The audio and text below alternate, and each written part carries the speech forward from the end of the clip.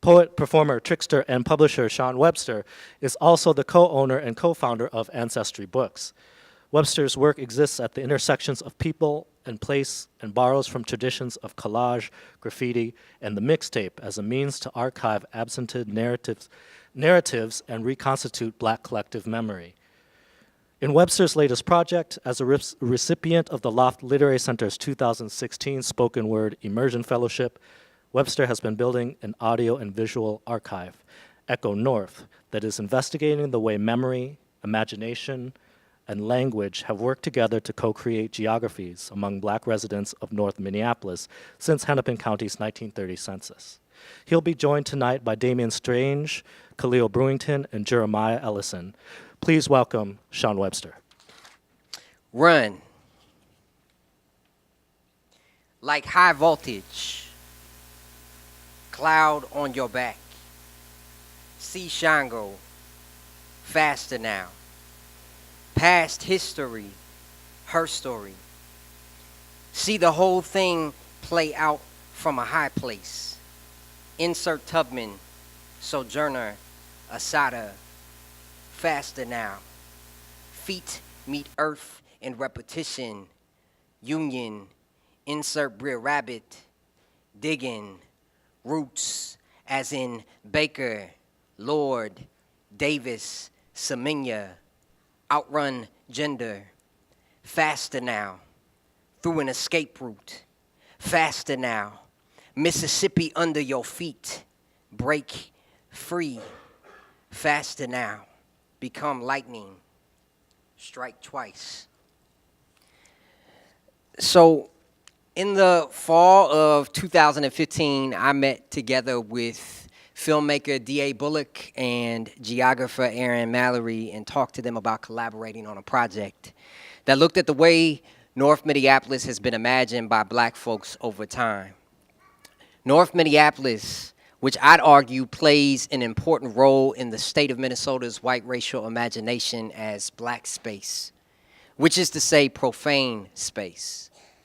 That the North Side is a significant 20th century metaphor for Minnesota and white racial formation.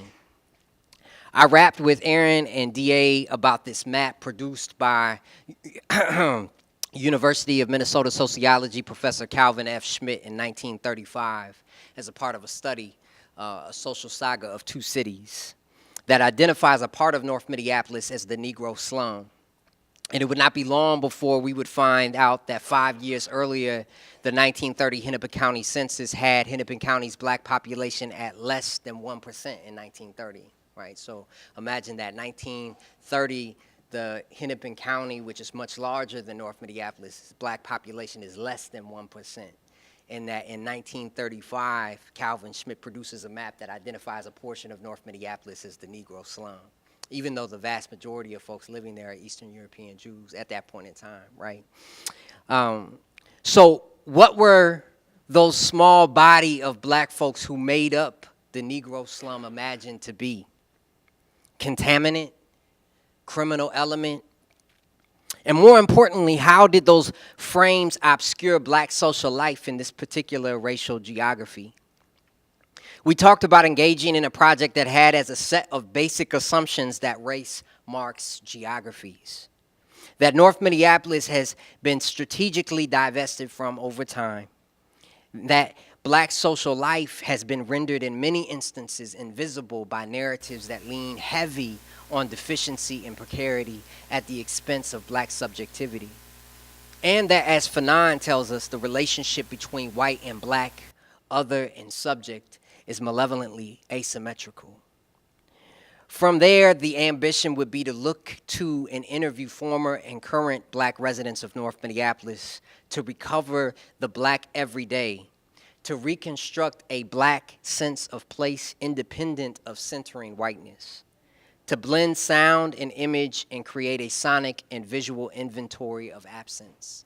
Some of that is things that can be viewed on a website, echonorthside.com, and so that's available for folks in terms of the reflection, in terms of the interviews that I've had, the interviews themselves. So that's something to look into. What spaces of social significance have been absented through erasure or the bleeding of infrastructure through neglect over the slow corrosion of time? How does the built environment, such as the 4th Precinct that was occupied for a number of days by activists in the wake of the extrajudicial killing of Jamal Clark, how does that particular architecture conceal narratives of the way organization that existed before it? What does a barber shop, right haircuts, now no longer there at the intersection of Penn and Golden Valley, and a farmer's market once across the street from it, have to teach us about queering black masculinity, subverting market imperatives, and manipulating space without permission from the state? Blackness speaks, is speaking. Echo North has been an attempt to reflect the sound. So that's just a brief introduction of a project that I imagine is going to require so much more time than we're allowed here tonight, but then also much more space and time that a fellowship can provide to actually really kind of complete, like so much of what it is that I want to do through a project like Echo North isn't necessarily able to be completed through a single fellowship, right? Because there's so much that I think has been absented, like both in terms of particular architectures and their use in North Minneapolis, but like also significant practices that happen in places and the memories that are connected to them. And so this is just like, been a small attempt to try to look at ways to recover memory. And tonight is mostly going to be me reading a story as a kind of ritual of resistance. And so I'm going to get to that, and then we can open it up for discussion. So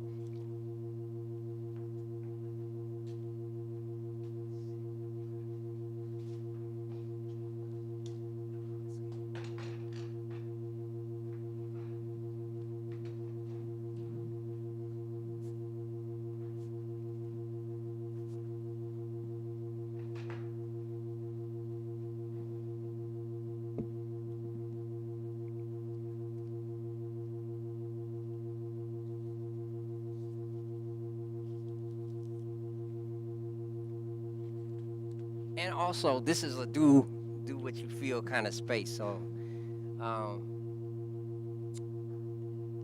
I don't remember, there are some cards over there to my left that if you want to practice like engaging in this is a particular writing practice that came, Natalie, I believe Goldstein, popularized this practice, right? So I've adapted it to think about place, right? So spending a couple of minutes and reflecting on place, and specifically for the purpose of this project has been to reflect on North Minneapolis and to write about what you remember, what you don't remember.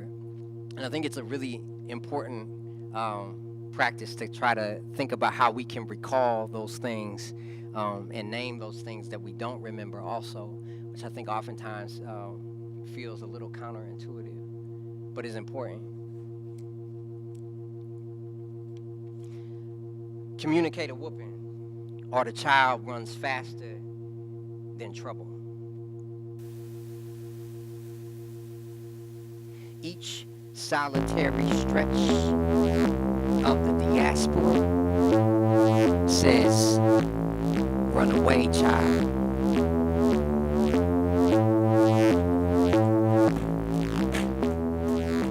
So the child, the child, they be a fast runner, got a side of feet, got Tubman in they souls, run like Usain they do, fast enough to maroon to move between here's. That child here. Beautiful production of black spirit and flesh here. Wanna race the trouble. They wanna stride clear across the diaspora. Wanna move attack the water like some say the Son of Man did long time ago. Except they not walking. This child, fix it in their mind that they gonna race that trouble. Gonna meet up with you on some corner. We'll say the corner of Lowry and Penn. Good King in company. Gonna meet up on the corner of Lowry and Penn. Corner full of liquor and contained absence. Corner bearing name of St. Cloud slave master. Corner curating sex work in evacuated names. Gonna meet up there. There. To document the terms. To send out a communique. An appeal to the citizens of the world, but in particular and very expressive to those niggas on they block. About the whooping they about to secure for troubled time. Can you see it? Can you see it? Furious thing. The writing of this document. Like most things urgent. Written deliberately to be spoken over the breaks. To reverberate in the body, in the very natural rhythms of its intended audience, like the liner notes to some kind of right. See child writing, see child spinning in words for 2 dimensions, making something of a third. See child dancing on top of scrolls, making something of a dream journal.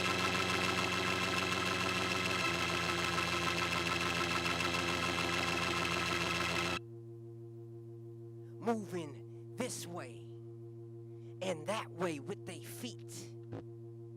The kind of dance that conjures. Making something of a nutritious and subversive thing. Yeah. Curious thing it was. And before you know it, child was rolling up that scroll, nice and tight, tying hemp around it, and throwing it over their back as they make their way to the corner. Child making their way to that corner to see if trouble come to resolve the terms of they whooping. But trouble don't show. Too busy doing what trouble always done. Making trouble. Maybe this time in some Houston cell, or step in some sundown town, or maybe along Plymouth Avenue North after a party, or maybe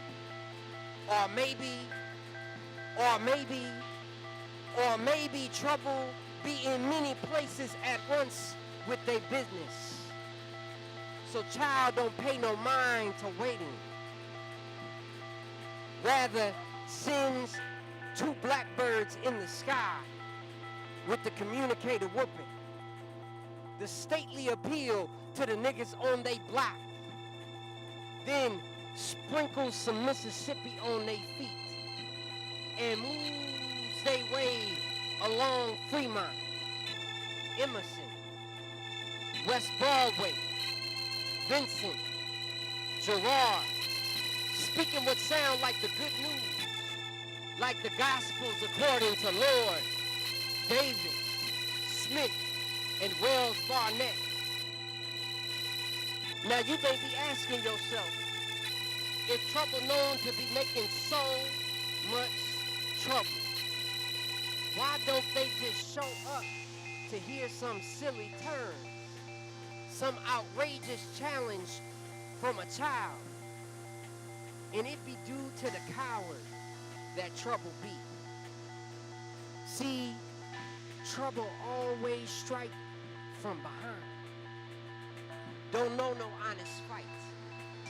And fear that child, that child, that child, that child. All body in love, all Asada and Shango, all spirit in unmapped alphabet, charging through their veins. Trouble fear that child might show them up, might make trouble reckon with itself, reckon how with all the data and resource and theft of land and body and capital, that not even no rocket charged Adidas could stop this work. Didn't take long with child moving across Fremont and Emerson, across West Broadway and Vincent, across Girard and Russell, sprinkling that Mississippi along the way, freaking that ground like Robert Johnson's hands did the guitar, sending out a sort of dispatch, some kind of new jive boogie, a magic in them words about the strength of child's feet, the length of they stride, and the intensity of the whooping they about to wrest up from that ground. The flies they about to leave swimming in trouble's milk. Nah, it didn't take long for trouble to catch wind. Hands winging, blood boiling, so hot they was beside themselves. And sometimes hot blood make for untempered heads. Get one thinking that they badder than they ought to think. And so trouble emerged from an unkempt place. You know, that place that know no good. That geography of bones. That precinct full of lying tongues and noxious smell and boundless enemies.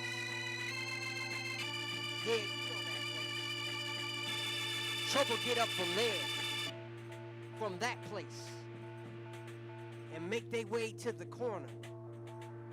Good and slow. Child, no trouble coming. Heard it by now from they kin. Themselves a constellation of beautiful black productions. Yeah, child, no. And waiting for trouble. Think they fast self to make their way to the corner before Frank Ocean come out with 2 more albums. That night trouble would race the child. Child's kin all up and down Lowry Avenue watching.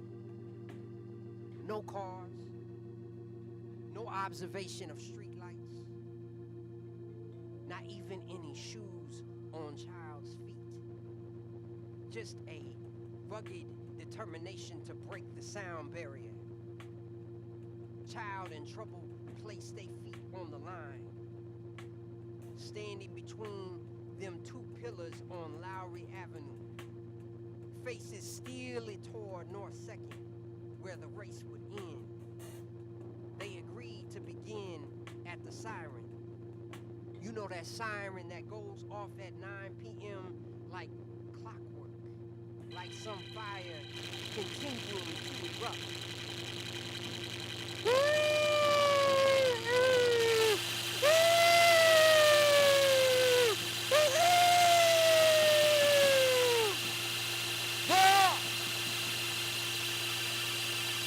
ever wonder if feet hold memory?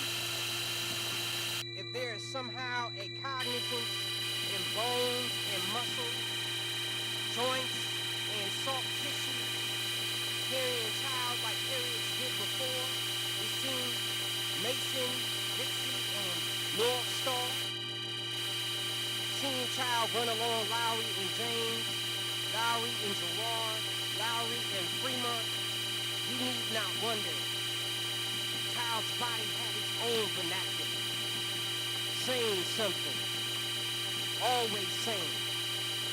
Trouble paddy-wagoning behind as child remembers, cast their body into a story, into a bio-myth, like the one they mama told them, of how Tubman managed to fashion her body into cast metal, how she stripped her skin down to a lead slug and slung herself from a trusted pistol. Seems trivial when thinking of the aerials of that bullet. Seen now somersaulting past more than Mason Dixie. Seen now maneuvering through the iron-ribbed steel of cages holding those who did not outrun trouble. Seen now coaching the memory of feet tired and weary of running down Lowry Avenue. Full turn. Imagine child running toward trouble now. Running toward fear at the pace of Madhabuti, because the home that we chart is a sky of our own making. And the present has always been a dangerous place for children who dare to run faster than trouble. Do not turn away, Sandra. Do not turn away, Renusa. Do not turn away, Ayana. Do not turn away, child. For when we draw our bodies closer to your feet, we remember also.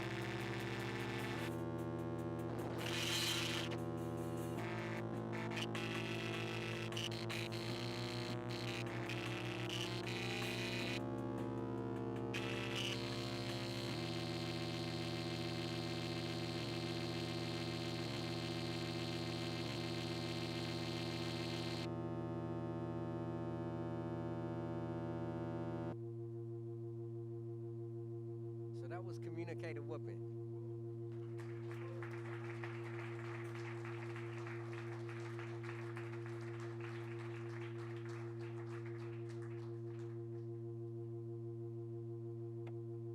And I got a couple more pieces, but like, you know, because I'm going to take advantage of jamming with Kahlil and Dameun as much as I possibly can, because jamming with y'all is good. But,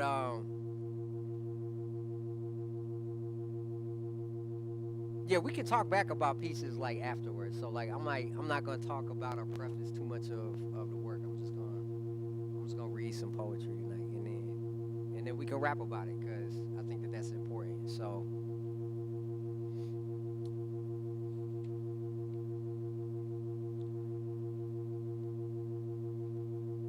I'm gonna read a couple of.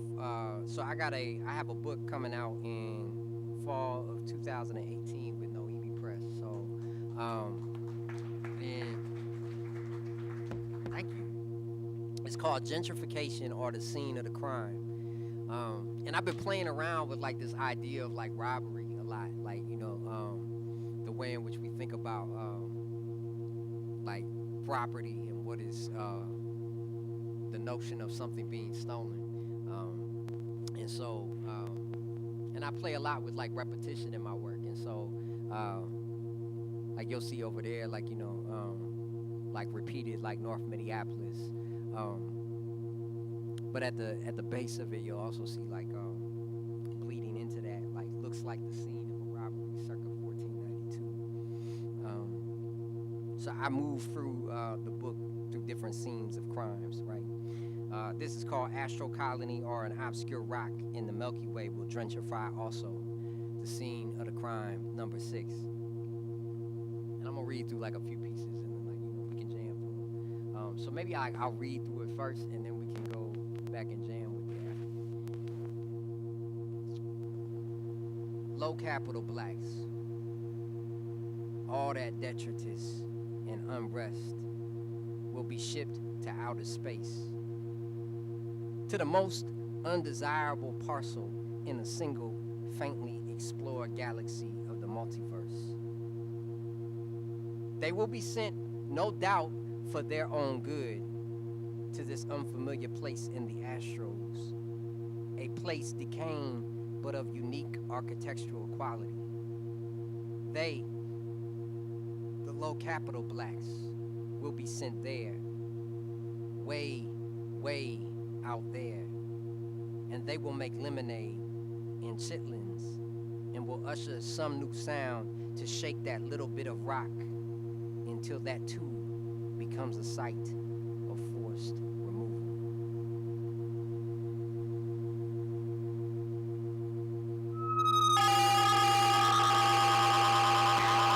Astro colony, or an obscure rock in the Milky Way, will gentrify also. The scene of the crime, number 6. Low capital blacks, low capital blacks, all that detritus and unrest, they gonna be shipped to outer space, to the most undesirable parcel in a single faintly explored galaxy of the multiverse. They will be sent, no doubt, for their own good, to this unfamiliar place in the astros. A place decaying, but of unique architectural quality. They, the low capital blacks, low capital blacks, low capital blacks, will be sent there.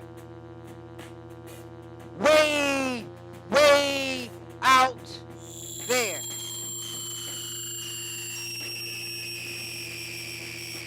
Low capital blacks, all that detritus and unrest will be shipped way, way out there, to the most undesirable parcel in a single faintly explored galaxy of the multiverse. Low capital blacks will be sent, no doubt for their own good, all that detritus and unrest. Low capital blacks will be sent way, way out there. And they will make lemonade and chitlins and will usher some new sound to shake that little bit of rock until that too becomes a site of forced removal.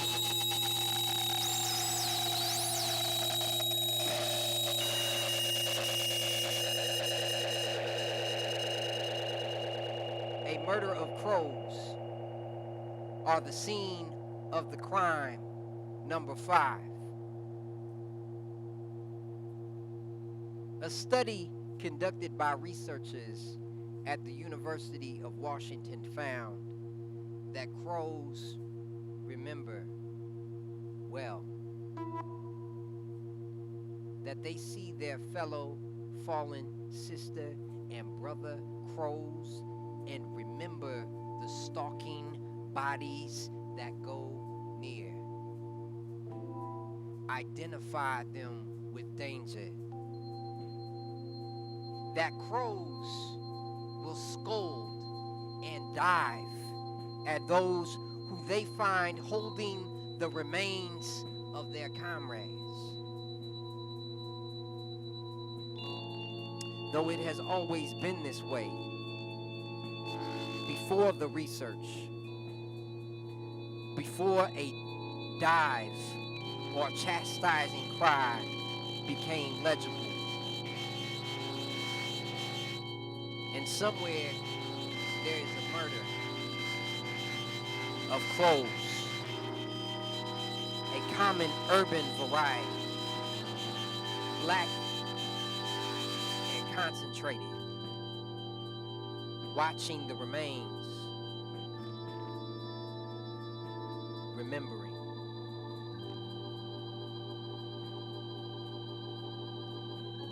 A murder of crows are the scene of the crime.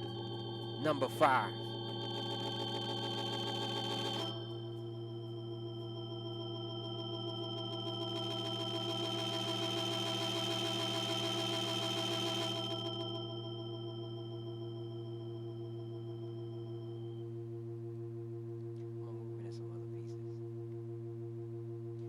I don't remember.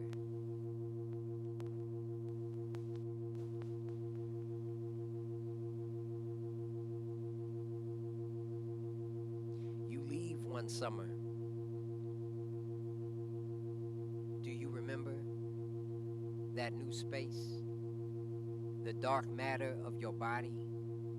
You left. Not many miles. You moved a bit further north and then to university. Do you remember that new space, the dark matter of your body? Not thinking of return, but you returned. Do you remember? Can you remember a time when you did not feel alien, in between borders, fabricated? Something was robbed, but you weren't there. Do you remember? Can you remember the theft, the compulsory leaving and returning and leaving again? You leave one summer. Do you remember?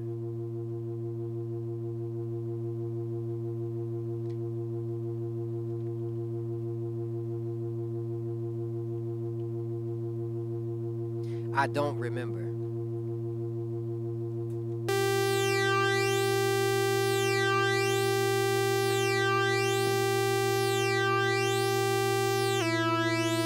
You leave one summer. Do you remember? That new space. The dark matter of your body. You left. Not many miles. You moved a bit further north. And then to university. Do you remember that new space? The dark matter of your body. Not thinking of return, but you return. Do you remember? Do you remember? Can you remember a time when you did not feel alien? In between borders, fabricated. Something was robbed, but you weren't there. Do you remember? Can you remember the theft, the compulsory leaving and returning and leaving again? The dark matter of your body, that new space, one summer, something was robbed. Do you remember? The returning and leaving and returning again. Not many miles. You lived a bit further north. Do you remember a time when you did not feel alien? In between borders, do you remember? The returning and leaving and returning again. You leave one summer. Do you remember the dark matter of your body?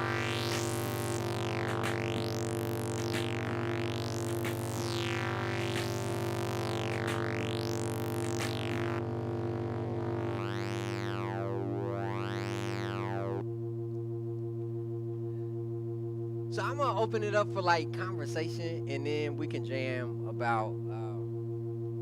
We can jam a little bit to close it out. I don't know how we. I might turn my phone off, so y'all let me know. So I'm really also very interested to like open it up to talk back with you about like the way in which Echo North as a project like worked. Much of like what I'm doing here is just like something collaborative to like riff some like poetic work off of this, but like Echo North as a project also included a lot of like interviewing, like reviewing of like city and county documents, and stuff that doesn't necessarily always easily come to mind, like or first come to mind, like when we're talking about reading like poetry like this. And so I also want to make room for that, so like the project is not as obscure or out of touch. So I collaborated with Aaron Mallory and D.A. Bullock. As I said before, Aaron Mallory is a PhD candidate in geography at the U of M. D.A. Bullock is a filmmaker. D.A. Bullock helped to put together a and it's this is also like a project that's still in process, right? So something that I like to talk about as like a visual archive of absence, right? So like a visual inventory of sort of absence, because there's a lot of like of vacant lots in North Minneapolis, right? And there's also a lot of like abandoned properties, and I've been interested to think about like absence, and absence is something that is observable, right? So there's folks like Grace M. Cho that wrote the book Haunting the Korean Diaspora, that talks about how absence is an observable thing, right? Like that it's something that's not like, we don't need to collapse absence with like with invisibility or in that way, right? Like that absence has a kind of materiality to it, and so like I've been thinking about those sort of intersections as far as like absence and blackness, right? So how to think about blackness as this illegible thing, this thing that is has got a kind of it's used in Minnesota's racial imaginary as like profane, just as it is nationally. But what I found interesting about North Minneapolis was just that there was such a small like black population, especially like in the 30s, right? And that like blackness becomes this important marker for the landscape, so as to kind of create, I would argue, that's a part of how white subjectivity like gets created, right? So yeah, that's like been a bit of the project, is like finding like thinking about that as a basic assumption, and not wanting to like recenter whiteness in the process of it, right? Which is difficult, not wanting to always like feel the need to like talk about whiteness so as to talk about blackness, because I don't think you need to, and to think about the ways in which like that kind of obscurity opens up a space to that other things were going on, right? Like it wasn't the Negro slum, right? Like it might have been identified as that on the map, right? But there were other things that were going on. And so like what happens like in the space of like, how do we think about black social life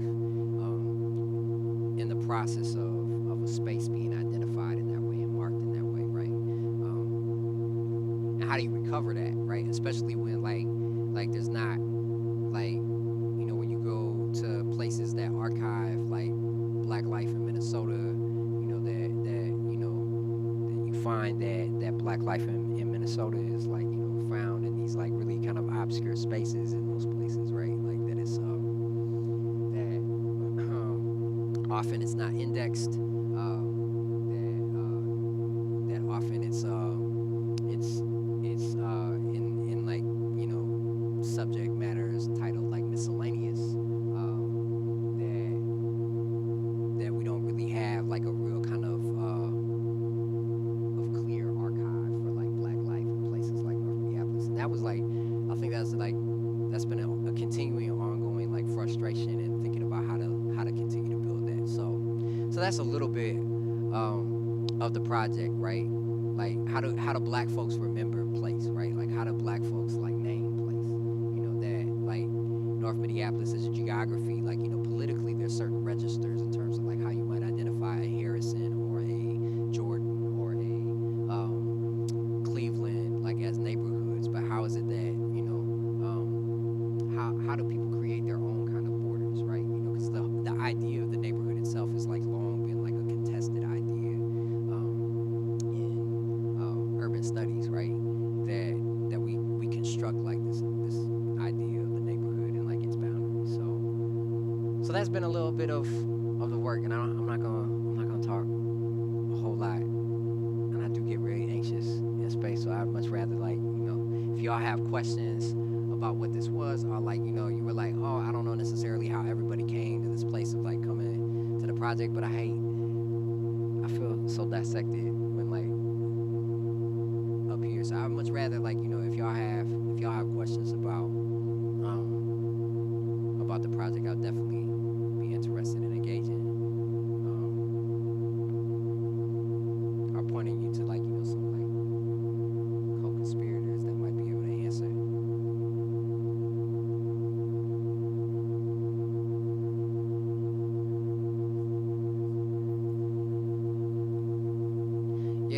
Yeah. So like one of the most interesting like among like the real like interesting stories like for me, like I was super fascinated with the barbershop that I actually went to like as a child, right? So it was a barbershop that was at the intersection of like Penn and Golden Valley, right? Haircuts had like this real like noticeable green sign for its awning, and it was run by Corrine Wright, who's still around, like still on the north side. And Corrine Wright ran Right Haircuts from '91 until I think like 2011, right? So right up to when the tornado hit North Minneapolis, right? And so, but like I remember going to Right Haircuts like as a kid, and every Saturday that I would go there, would see across the street, like from Right Haircuts, in this empty lot, right? There was farmers market run by this minister, Sam Rubin, actually, he would be there every Saturday and would be selling fresh fruits and vegetables to like black folks that would be either walking, or sometimes like I would see folks that would stop their car at the light and grab some tomatoes and then keep going. That folks that would be inside the barber shop and then would go out and grab some beans and come back. That the exchange wasn't even necessarily always capital. Sometimes it was like, I will do this thing for you, so on and so forth, right? Different kinds of exchange that were happening in that. I see as like a really important subversion of like market imperatives, and also that Sam Rubin would go and he would throughout the week would be picking like these fresh fruits and vegetables from different farms that would allow him to get those for free, like if he would pick them himself, right? So he would go throughout the week, pick these fresh fruits and vegetables, sell them below like the price that you would find in the limited like spaces in which you can find them on the north side, right? And it was a really important service, right? But it's also not a service that's like like not a lot of folks write it. Like I hadn't found anybody that was writing about that, right? Like it was just something that like I remembered, right? And it was something that consequently also a lot of other people remember, right? That in talking with other people about it, like they would be like, oh yeah, like I remember not just like Corrine Wright's like Right Haircuts. I remember the farmers market that was operating like right across the street, right?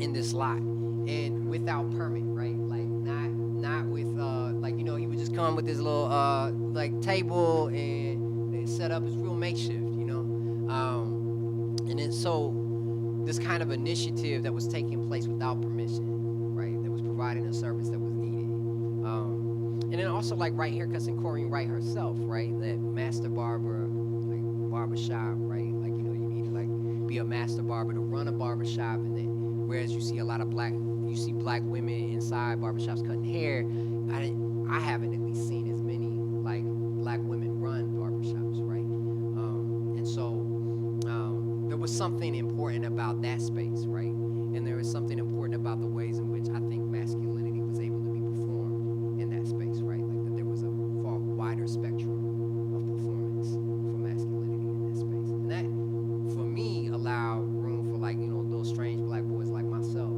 to feel a degree of comfort in that space, right? A different kind of comfort that I wasn't necessarily able to feel in like maybe some other barbershops like located in the area.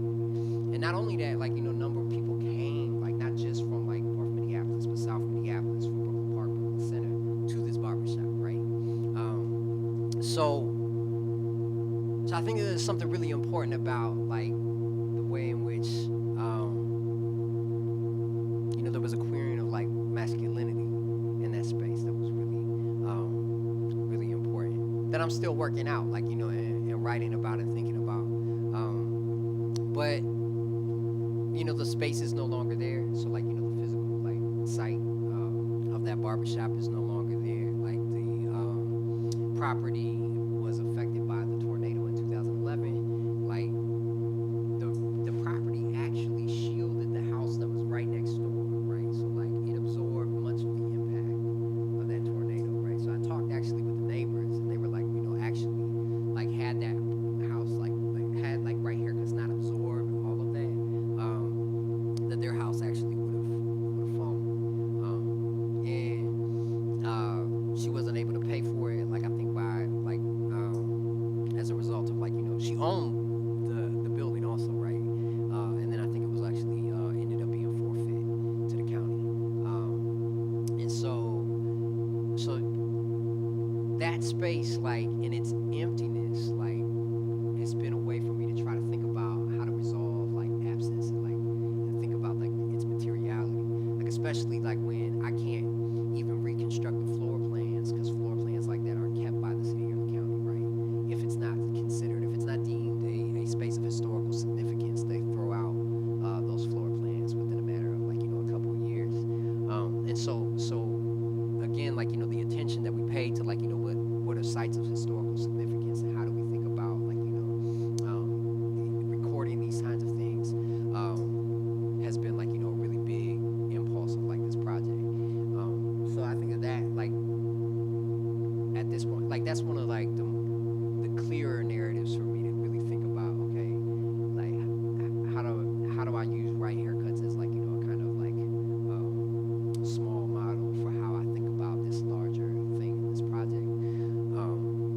And I mean, there's a number of things like that also, right? Like like Northgate Roller Ring, right? Like that as a site was a really important site for like musical and like the development of like black sound in North Minneapolis, and I think that that's it's an important thing to talk about. Like one of the first like national hip hop concerts like in the United States was performed like there, right? Curtis Blow performed there, like and the owner of that space, like also like is the grandfather of somebody that like is I think extending black sound here in the Twin Cities right now. And so like I think there's like a really interesting like kind of connection to the space that he provided for the development of black sound, to the like how we see that generationally. So yeah, like I think that like stories like that have been ones that that I've been really trying to think through more. Like I've put a little bit of writing again up on echonorthside.com, like that can be looked at, that covers some of this, like and then there's interviews also from folks that I've connected with, and it's ongoing. But that's a really good question. I appreciate that.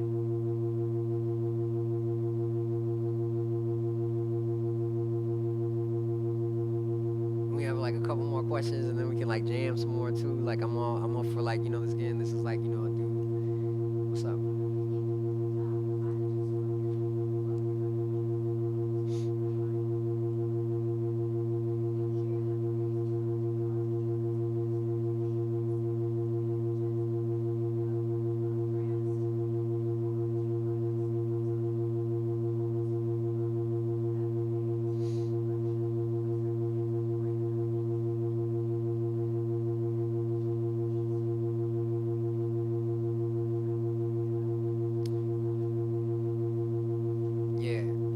That's a really good question. Also, like I don't know necessarily like what like in terms of like MHS. Like I think the Minnesota Historical Society. Like one, like it's difficult. Like when spaces like that, like really haven't taken a great deal of care, like for like Black history, right? Like I mean that it's really kind of difficult to like. It's difficult when so much like whether you're talking about like our papers, like or any number of other things, like like it's really hard when things are not like when folks haven't gone and done the work of like indexing things, right? Like and so like how do you like search for particular things, right? Like like as somebody going and looking through those things, you got to look through everything, and then like what kind of capacity do you have and resources to be able to do some of that stuff, like human and other like sort of capital capacity. So I think that there's a lot of like work to be done like in those spaces to actually kind of like come up to snuff like on Black history. And then also like I think it's also like important to think about accessibility, right? Like so like who actually uses it, and that's been a huge question for me. Like who do I imagine like as audience for like Echo North? Who do I imagine as audience for like being able to hold and use like that archive, right? So right now, like the limited things that I've built up are like available on that website, and that's available to anybody, right? Like, but again, like this is something that's also I hope to be like more material. So like this relationship with the Loft as a fellowship, like has been really valuable and important, and like this is like one performance of like the work, but I also like have also been thinking through a lot of different spaces in which I want to be able to have exhibitions of like work, like so like the photography that D.A. Bullock has done, like with regard to like this project, like some of the writing, the like for folks to be able to really engage with the audio, so yeah, that's all stuff that I've thought a lot about, but not necessarily as much like inside some of those institutional spaces, right? Like I think that like there's a lot to be learned from the way in which the Lesbian Her Story Archive is going about doing some of its own work, and which is like the oldest lesbian live archive in the world, but is in Brooklyn and has since its beginning operated out of a house, right? Like and it's always like not just the ephemera, right? Around like lesbian lives, but it's also like always housed a lesbian life, and that it's like always been stewarded by somebody. And I think there's something like really important about like the ways in which that has connected, and the way they thought about like archiving work and who it's for, and how they to build resource and assets for that. So I don't have the answers for like I don't have all the answers for how that'll work. I hope that like that there's ways to go about it. But it's like also like there's like I feel this level of pressure because it's like I feel this intense like urgency around like there's folks like Brittany Lewis that has done like incredible amount of research on North Minneapolis, and is currently doing research connected to gentrification, and they talk about the shrinking city, right? And like I mean I feel a lot of like urgency, like I feel a lot of urgency around like documenting things, right? Like and I believe in the importance of like critical proximity, so I don't want to be like this person that like documents and observes from afar and like does this like sort of like armchair thing. So like I feel the urgency when it's like so much is being speculated on right now in North Minneapolis, like in terms of its property, it's vacant and absent property, right? Like that, and like like it's just like I think that the like the contradiction like between like a property that is like really valuable right now in the sense that it's been strategically like depreciated over time, like set with this like undesirable bodies that are present there, like which are not just Black, right? Like as often as like which is also another interesting like layer to it, right? Like that it's that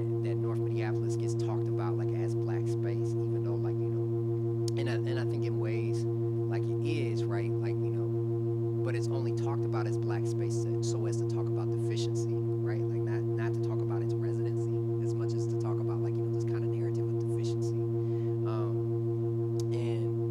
I mean, and it's also like always been populated with like other folks. It's always been like a number of like white folks, Jewish folks, like Hmong folks that are like over on like the north side, and it's like, so I don't know. I feel I have a lot of feelings about all of that. Yep, yep. What's up, Alicia? Yep.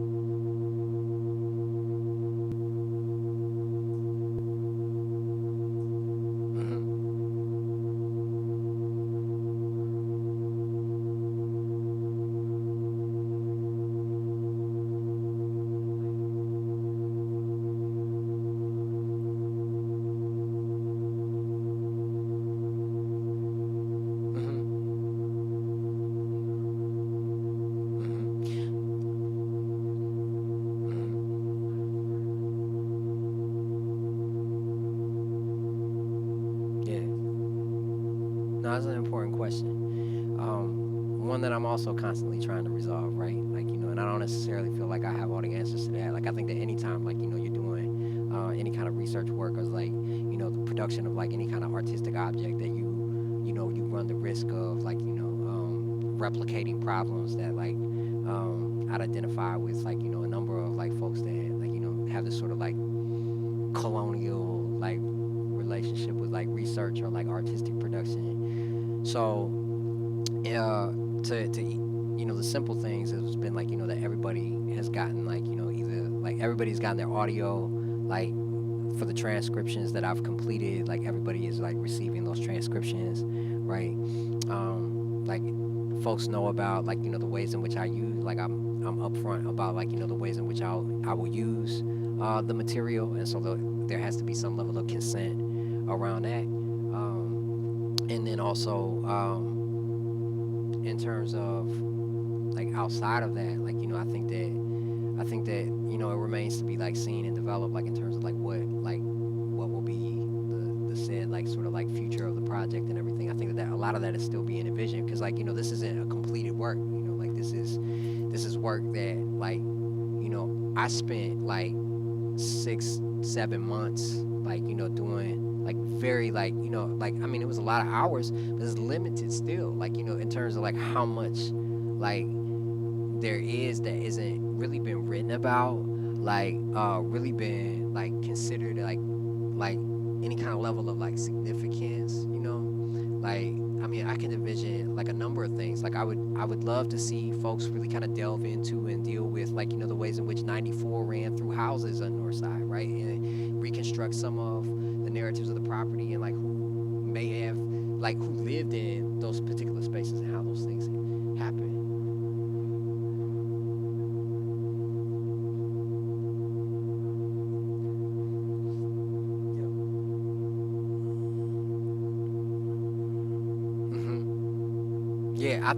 Yeah, for sure. Like I think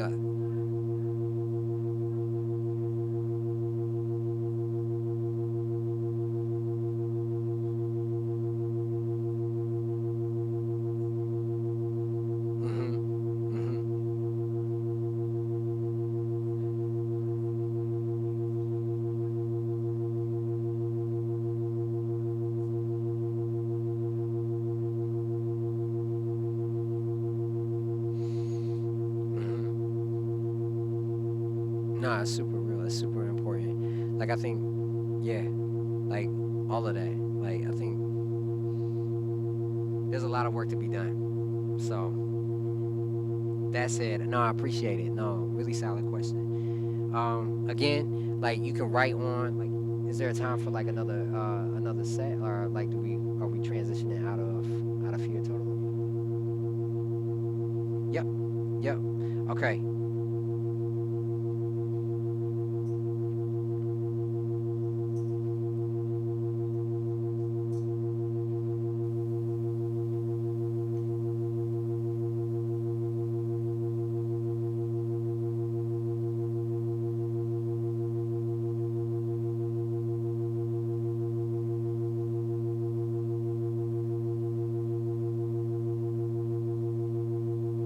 I gotta pull it up iPhone style.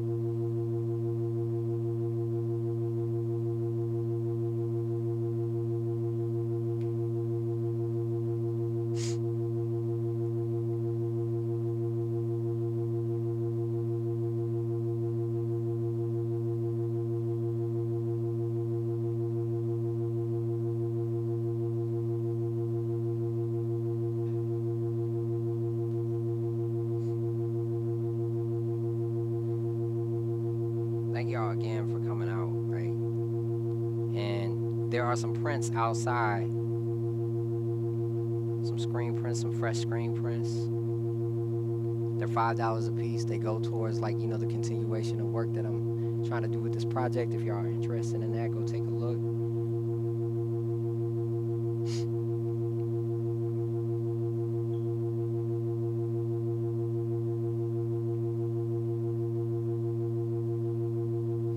All right. U.S. urbanity, folktale.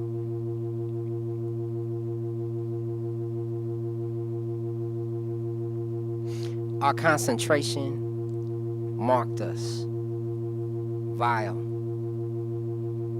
So we elected ourselves bandits. Jackals howling cunning things in the morning. The whole earth being bled overnight. But we lick dry bones too. And there is witness wedged between our teeth. Something was stolen, but it wasn't the $20 from the register. Yeah, something was robbed. It will not register. Incalculable. But underneath the skin, the scene of some crime. Motherfucker, you don't belong here. Something ain't right. Out of place. Behind the register. You look there. Behind there. Below the accusation. Preceded by 1,000 others. But you the only one there, motherfucker. You don't belong. Then something happens. It's happening. Always on the tip of your tongue, like a gun pulled for a heist. Go on, child. How?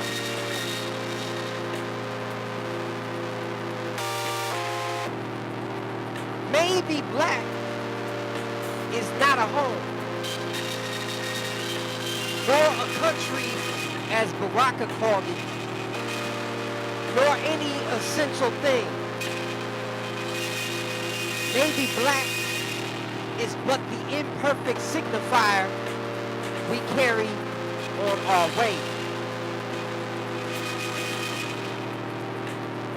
This is not a black. This is a lap around the country without coordinates. No finish line. This is what lay beneath and around the subject. Hocus pocus and other disappearances. Runnings away. This is not a black. This is the black that wasn't. That the black that was hit within. This is the black vote that isn't. The invoked poor and working class cannon product. This is fabricated presence. This is not a black. And get that black name that wasn't out your mouth. That is. This is not a black. This is a series of names for non-black things that were black or not. A practice in madness. This is a city of bones. A represented thing. This is not a black. This is not a black. This is not a black. This is not. This is not black. This is not black. This is not. This is not a black. This is not. This is not black. This is not. This is not.